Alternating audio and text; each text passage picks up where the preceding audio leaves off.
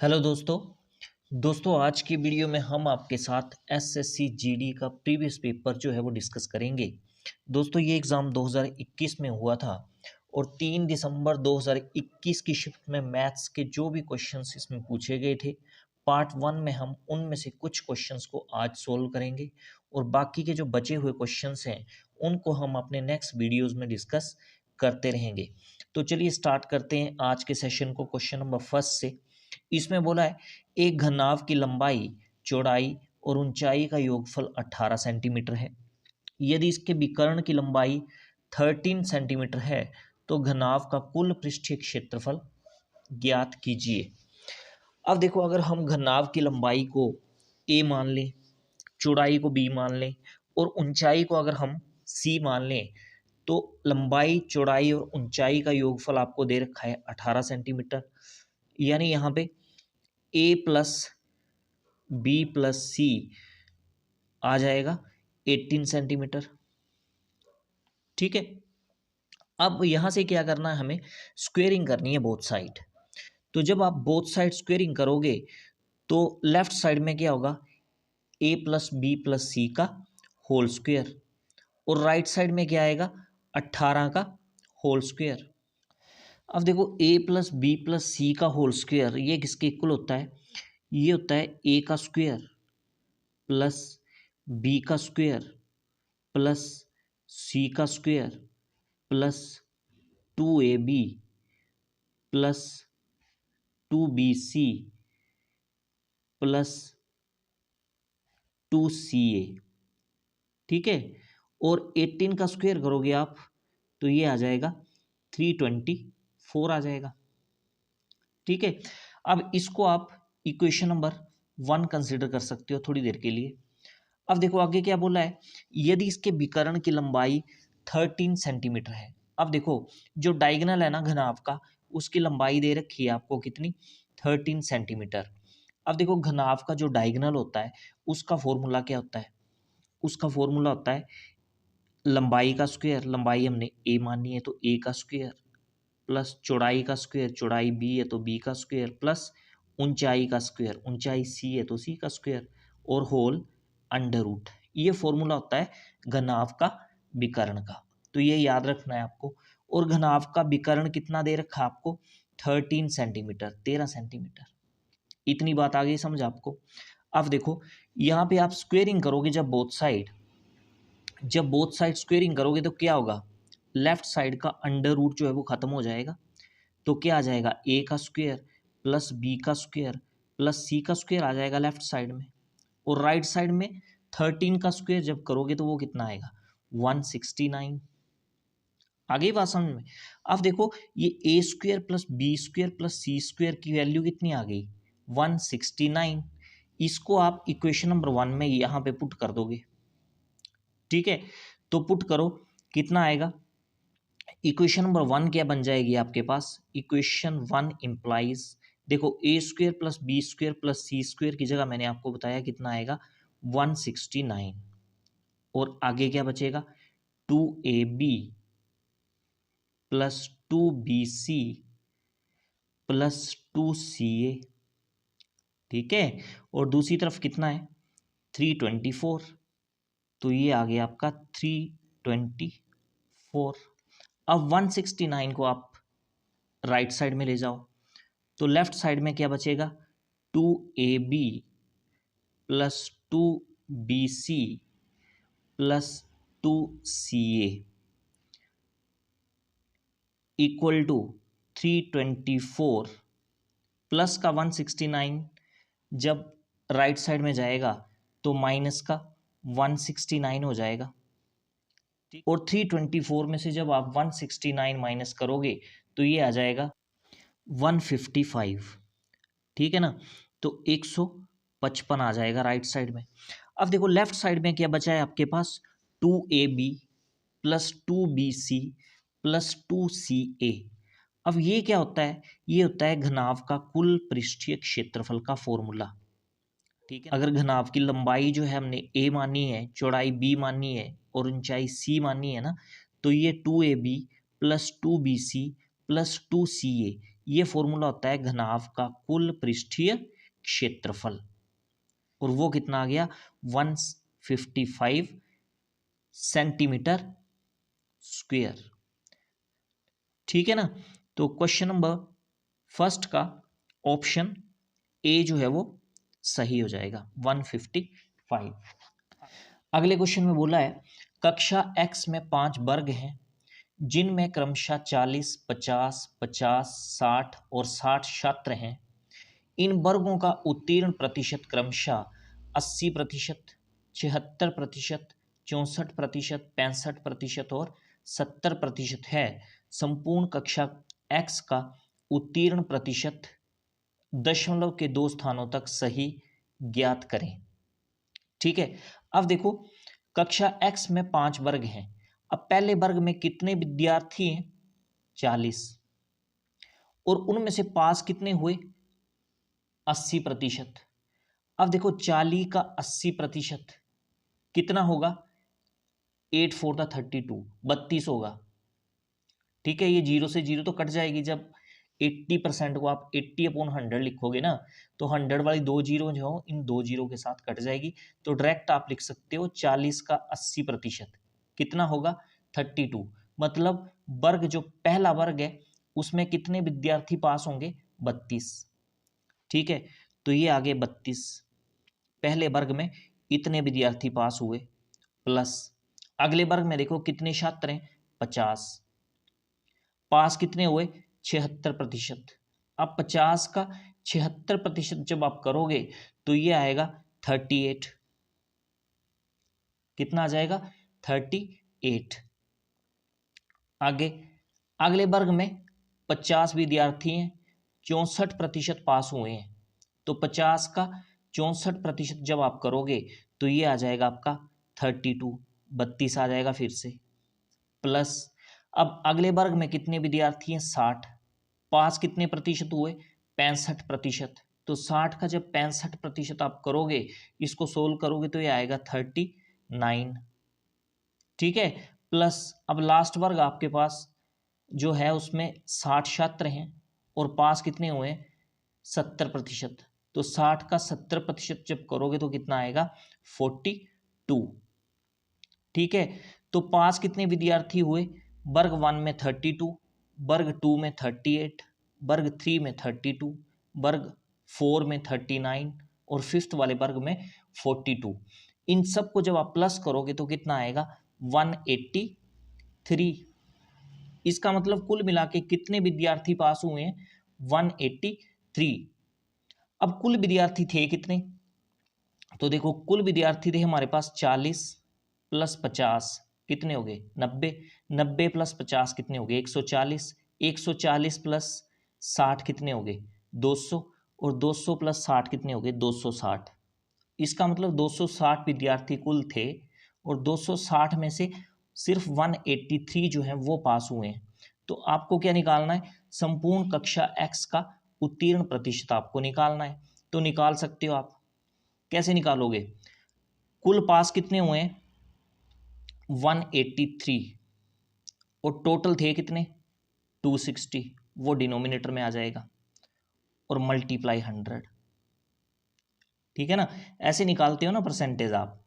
तो इसको जब आप सोल्व करोगे देखो ये जीरो से ये जीरो तो कट जाएगी। ठीक है, 2 से ये 26 कटेगा तो ये आ जाएगा आपका 13, और 2 से 10 कटेगा तो यहाँ आ जाएगा आपका 5 आ जाएगा। अब 183 को 5 से मल्टीप्लाई कर लो, तो जब 183 को आप 5 से मल्टीप्लाई करोगे तो ये आ जाएगा 915, 915 और बटा 13, और इसको जब आप सोल्व करोगे तो ये आएगा आपका 70.38। ठीक है ना, प्रतिशत परसेंटेज में आ जाएगा ये। तो कक्षा एक्स में कुल मिला के कितने विद्यार्थी पास हुए 70.38%। ठीक है ना, तो क्वेश्चन नंबर सेकंड का ऑप्शन ए जो है वो सही हो जाएगा। ठीक है, अगला क्वेश्चन देखते हैं, क्वेश्चन नंबर थर्ड। इसमें बोला यदि पहले वर्ष के लिए ब्याज दर 5% है, दूसरे वर्ष के लिए 6% है और तीसरे वर्ष के लिए 8% है, तो कौन सी राशि 3 वर्षों में चक्रवृद्धि ब्याज के तहत 30,051 का मिश्र धन देगी? ठीक है, तो पहले वर्ष ब्याज जो है 5% है, दूसरे वर्ष 6% है और तीसरे वर्ष जो है वो 8% है। तो आपको बताना है कि 3 वर्षों में चक्रवृद्धि ब्याज के तहत जो है इनमें से कौन सी राशि जो है 30,051 का मिश्र धन देगी। ठीक है ना, प्रिंसिपल आपको निकालना है यहाँ पे। अब देखो फॉर्मूला क्या होता है, जो आपका अमाउंट होता है, अमाउंट मतलब मिश्र धन, वो किसके इक्वल होता है, P इंटू P मतलब प्रिंसिपल, मूलधन आ जाएगा 1 प्लस पहले पहले वर्ष के लिए जो ब्याज दर है उसको हम R1 ले लेते हैं, divide by 100, bracket close, next bracket शुरू, 1 प्लस अगले वर्ष का जो ब्याज दर है उसको हम R2 ले लेते हैं, डिवाइड बाई 100 इंटू 1 प्लस तीसरे वर्ष का जो ब्याज दर है उसको R3 कंसिडर किया, डिवाइड बाय 100।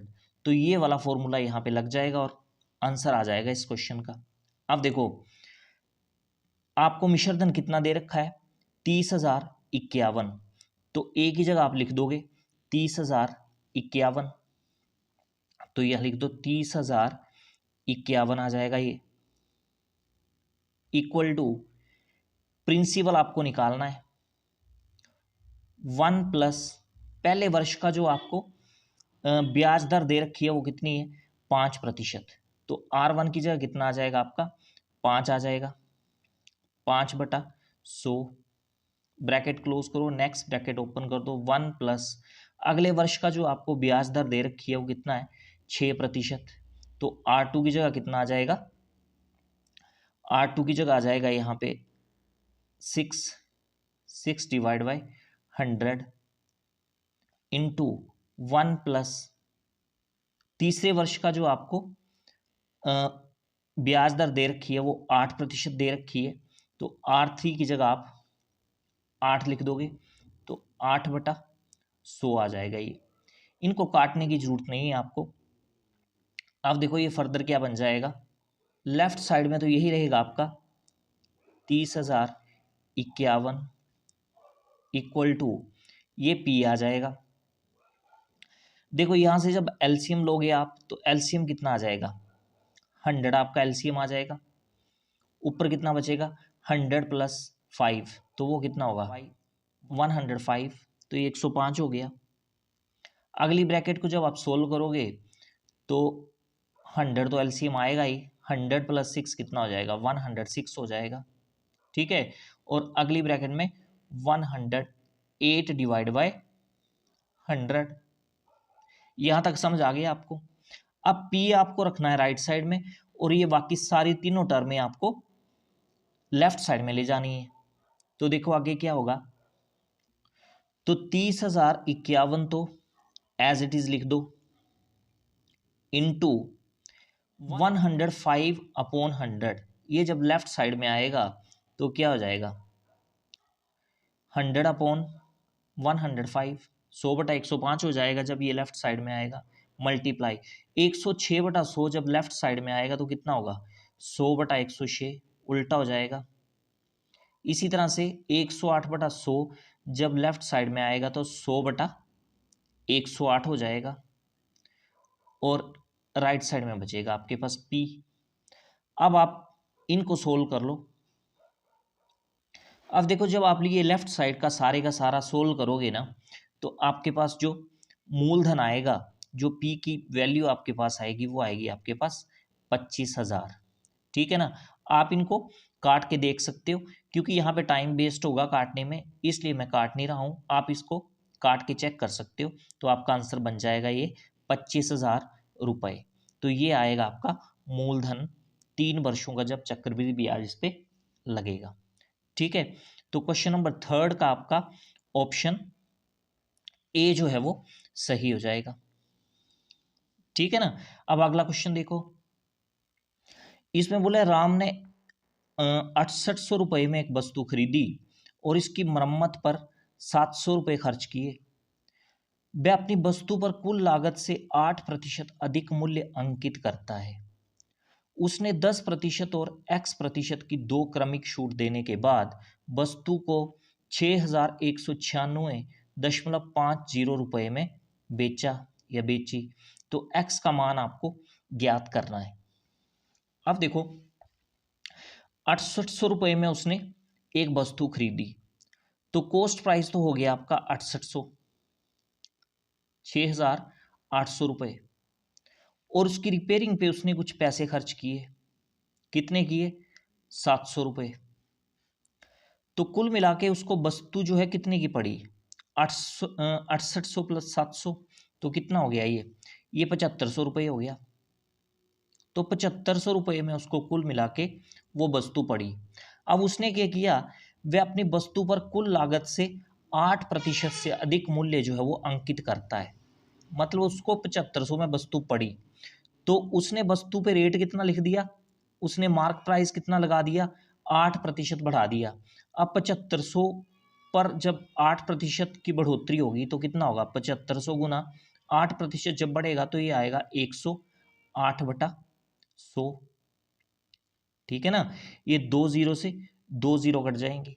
75 को जब आप 108 से गुना करोगे तो ये आ जाएगा आपके पास 8100, 8100 रुपये।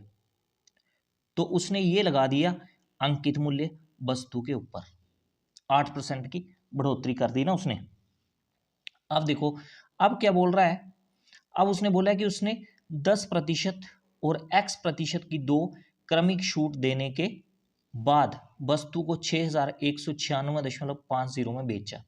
तो अब वो प्राइस बढ़ाने के बाद क्या कर रहा है, वो छूट दे रहा है।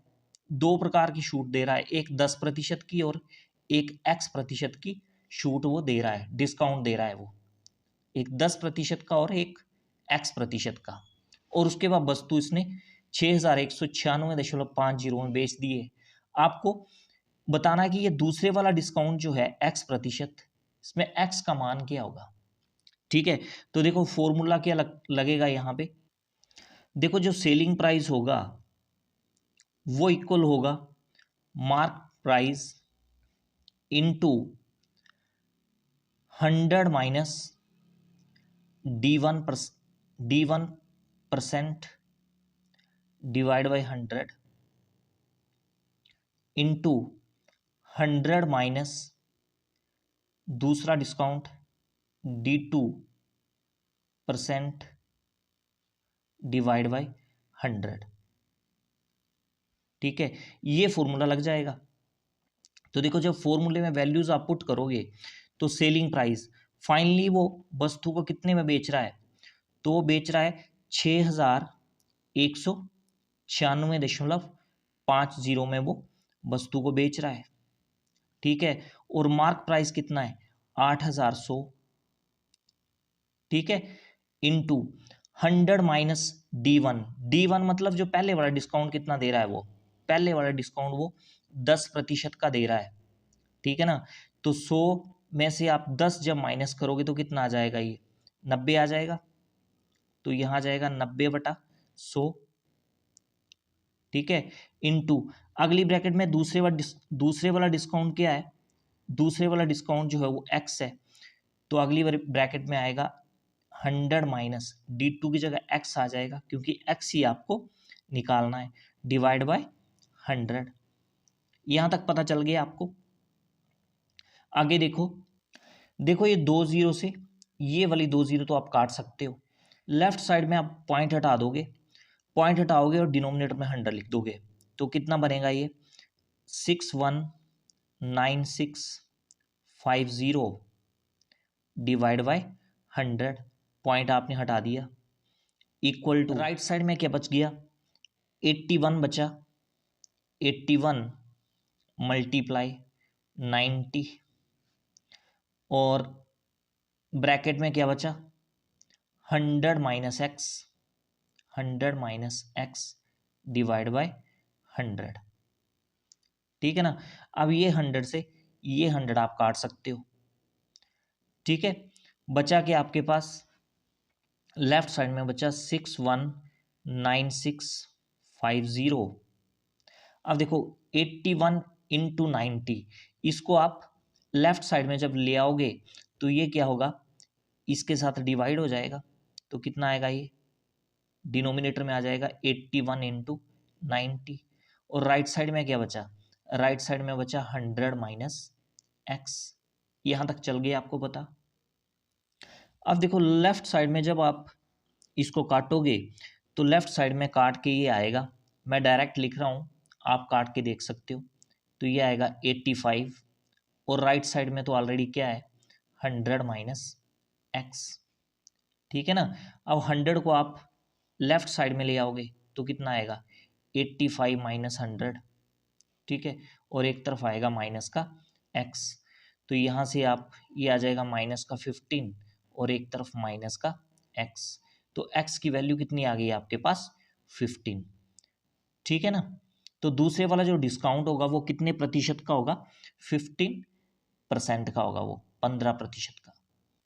तो क्वेश्चन नंबर 4 का ऑप्शन ए जो है वो सही हो जाएगा। ठीक है ना। फॉर्मूले आपको पता लग जाने चाहिए, कैलकुलेशन तो आप अपने आप भी कर सकते हो। ठीक है ना। अगला क्वेश्चन देखते हैं, क्वेश्चन नंबर 5। इसमें बोला एक परीक्षा में उत्तीर्ण प्रतिशत कुल अंकों का 35% है। एक छात्र ने 390 अंक प्राप्त किए और उसे 65 अंकों से अनुत्तीर्ण कर दिया गया। परीक्षा में कुल अंक कितने होने चाहिए। अब देखो परीक्षा में जितने भी अंक है ना, कुल अंक जितने भी हैं उसका 35% चाहिए पास होने के लिए। और एक छात्र ने 390 अंक प्राप्त किए हैं, फिर भी वो 65 अंकों से परीक्षा में अनुत्तीर्ण हो गया, 65 अंक उसके कम रह गए। ठीक है ना। तो आपको बताना है कि परीक्षा कितने अंकों की थी, परीक्षा में कुल कितने अंक चाहिए। अब देखो हम मान लेते हैं परीक्षा में कुल कितने अंक चाहिए, x। तो पास होने के लिए कितने चाहिए, 35%। तो अगर कुल अंक हमारे पास x है तो पास होने के लिए चाहिए x का 35%। इतनी बात आपको समझ में आ गई। पास होने के लिए कितने चाहिए, जितने भी कुल अंक है ना उसका 35%। तो कुल अंक तो मान लिया हमने x, तो x का 35% आपको चाहिए पास होने के लिए। और दूसरी तरफ 390 प्लस 65 अगर मैं करूं तो ये भी क्या है, 390 प्लस 65 का मतलब क्या है कि इतने अंक चाहिए पास होने के लिए, है ना। इसका मतलब तो यही हुआ ना कि अगर वो x का 35% लेता है तब भी पास हो जाएगा, और 390 प्लस 65 अगर वो लेगा तब भी पास हो जाएगा। आगे बात समझ में। अब देखो इसको आगे सोल्व कर लो आप। ये आएगा आपका x इंटू 35% को कैसे लिख सकते हैं, 35/100। और 390 प्लस 65 जब आप करोगे तो ये आएगा 455। ठीक है। अब 35/100 को आप क्या करो, दूसरी तरफ ले जाओ, तो क्या हो जाएगा, दूसरी तरफ पहले से क्या है 455, और 35/100 दूसरी तरफ जाएगा तो कितना आएगा 100/35। ठीक है। अब 35 से 455 काट लो, देखो 35 कम 35, 45 होने के लिए 10 चाहिए तो 105 बने, और 35 को 3 से करोगे तो 105 आएगा, मतलब 13 से ये कट जाएगा। तो कुल मिला के बचा कितना आपके पास, 13 इंटू 100, तो ये आ जाएगा 1300। तो इसका मतलब परीक्षा में कुल अंक कितने थे, 1300। ठीक है। तो ऑप्शन डी जो है क्वेश्चन नंबर 5 का वो सही हो जाएगा। ठीक है। अब अगला क्वेश्चन देखो, इसमें बोला वार्षिक रूप से संयोजित 9% की वार्षिक दर पर 1 वर्ष और 4 महीनों के लिए 20,000 रुपये पर अर्जित चक्रवृद्धि ब्याज ज्ञात करें। तो 9% की वार्षिक दर है, 1 वर्ष और 4 महीने का टाइम है, और जो मूलधन है वो कितना है 20,000 रुपये। तो चक्रवृद्धि ब्याज आपको निकालना है। देखो टाइम क्या है, 1 वर्ष और 4 महीने। तो देखो इस क्वेश्चन में मूलधन तो दे रखा है आपको 20,000 रुपये। ठीक है। तो पहले क्या करेंगे हम, 1 वर्ष का साधारण ब्याज निकालेंगे, और 1 वर्ष के बाद जो मिश्रधन आएगा अगले 4 महीनों के लिए वो मिश्रधन मूलधन बन जाएगा, क्योंकि चक्रवृद्धि ब्याज में क्या होता है, ब्याज के ऊपर ब्याज लगता है, ठीक है ना। तो अगले 4 महीनों का हम फिर से साधारण ब्याज निकाल लेंगे, तो कुल मिला के हमारे पास 1 साल और 4 महीनों का चक्रवृद्धि ब्याज आ जाएगा। देखो कैसे करना है, पहले हम क्या निकालेंगे, 1 वर्ष का साधारण ब्याज, ठीक है ना, 1 वर्ष का सिंपल इंटरेस्ट, SI लिख रहा हूं मैं। तो देखो 1 साल का जो साधारण ब्याज है वो कैसे निकालेंगे, मूलधन, मूलधन कितना आपके पास 20,000 रुपये, ठीक है, इनटू दर कितनी है 9%, 1 साल का निकाल रहे हैं तो यहाँ 1 आ जाएगा, डिवाइड बाय 100 आ जाएगा। ये 2 जीरो से आप 2 जीरो काट दोगे, 200 को 9 से गुना करोगे तो ये आएगा 1800 रुपये। तो ये आ गया 1 साल का साधारण ब्याज। मिश्रधन कितना आएगा 1 साल के बाद, अब देखो मिश्रधन क्या होता है, मूलधन, मूलधन कितना था 20,000 प्लस ब्याज, ब्याज कितना है 1800, तो 20,000 में जब आप 1800 ऐड करोगे तो कितना आएगा, ये 21,800। तो 1 साल के बाद जो अमाउंट है यानी मिश्रधन है वो कितना बन जाएगा 21,800। अब आपने 4 महीने का ब्याज निकालना है, तो ये जो मिश्रधन है ना ये अगले 4 महीनों के लिए क्या हो जाएगा, ये मूलधन का काम करेगा। अब ये आई बात समझ में, तो हमें आगे क्या निकालना है, 4 महीनों का, 4 महीनों का साधारण ब्याज। तो मूलधन क्या आएगा इस बार, अब 20,000 मूलधन नहीं आएगा, कितना आएगा 21,800, क्योंकि आप चक्रवृद्धि ब्याज निकाल रहे हो, मल्टीप्लाई, दर आपके पास वही रहेगी 9%, और टाइम कितना है 4 महीने, 4 महीने को अगर आप साल में चेंज करोगे तो कितना आएगा 4/12, ठीक है ना, 4 महीने को साल में चेंज करोगे तो कितना आएगा 4/12 साल, ठीक है, और 100 तो आएगा ही डिनोमिनेटर में, ठीक है। अब ये 2 जीरो से 2 जीरो काट लो, 4 को 4 से ये 12 कटेगा तो 3 आ जाएगा, और 3 से ये 9 कटेगा, तो कुल मिला के कितना बचा 218 गुना 3, और 218 को जब आप 3 से गुना करोगे तो ये आएगा 654। तो 4 महीनों का जो ब्याज है आपका वो बना 654, और जो 1 साल का ब्याज था पहले 1 साल का वो कितना था 1800। तो आपको 1 साल और 4 महीने का कुल ब्याज निकालना था, ठीक है ना। आपको क्या निकालना है, कुल जो चक्रवृद्धि ब्याज है, तो कुल ब्याज कितना बन जाएगा आपका 1800, ठीक है, 1800 प्लस 654, ठीक है, तो ये आ जाएगा आपका 2454 रुपये। तो ये आ जाएगा आपका 1 साल और 4 महीने का चक्रवृद्धि ब्याज, ठीक है ना। तो क्वेश्चन नंबर 6 का ऑप्शन सी जो है वो सही हो जाएगा, ऑप्शन सी, ठीक है। तो ये थे कुछ क्वेश्चंस जो आज हमने आपके साथ डिस्कस किए। एसएससी जीडी के जो भी प्रीवियस क्वेश्चंस हैं मैथ के वो हम लगातार सोल्व करते रहेंगे अपने नेक्स्ट वीडियोस में। तो आज के सेशन में फिलहाल इतना ही। Thanks for watching it.